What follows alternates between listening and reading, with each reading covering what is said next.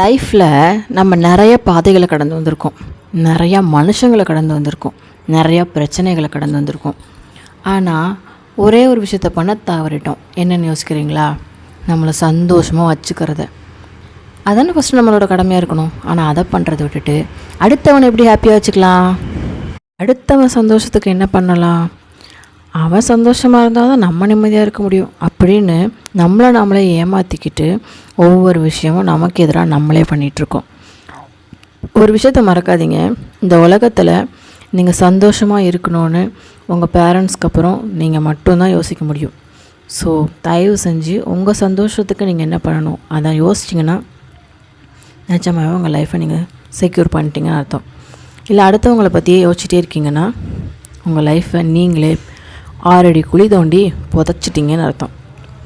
உங்கள் லைஃப்பை வாழ போகிறீங்களா இல்லை உயிரோட பணமாக வாழ போகிறீங்களா? ரெண்டுலேயும் வாழ்க்கை இருக்குது. ஆனால் எது வேணுங்கிறது உங்கள் கையில் மட்டும்தான் இருக்குது. எதுவாக இருந்தாலும் யோசித்து முடிவிடுங்க.